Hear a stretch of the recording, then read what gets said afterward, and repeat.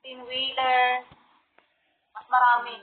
Talagang yung ano, meron nga dito dati eh, sa tapat ko, ito yung katapat ko na to. Sa kabila lang na to, may nasagasaan.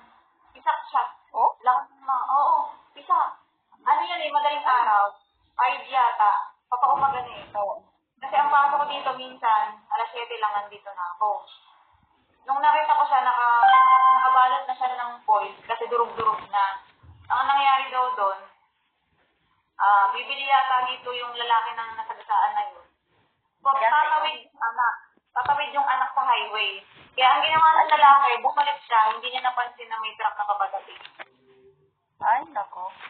Oo. ये तो जो मतलब Kaya मंदिर तो यहाँ पे ऐसे हुआ tuwing तो यहाँ पे हम खेलते हैं मेरे हिसाब से यहाँ पे आना चाहिए ऐसे लेकिन हम खेलेंगे non stop Hindi niya tinignan रख yung लेते हैं sasakyan.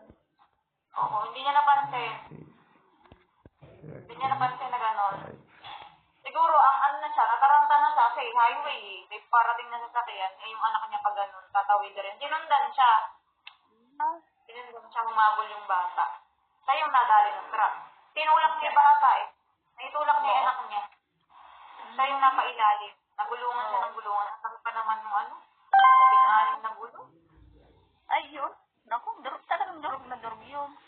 Eh, di ba, dalawa dito, tas dalawa dito.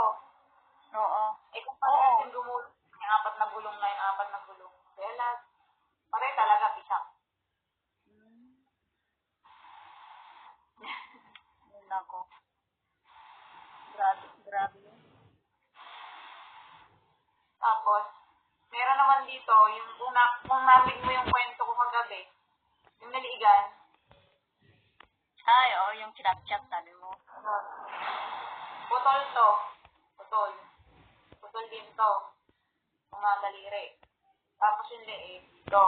Putol. Yung binting isa, nawawala. Kasi yung mata niya, parang dinalirot. Oo, parang dinalirot.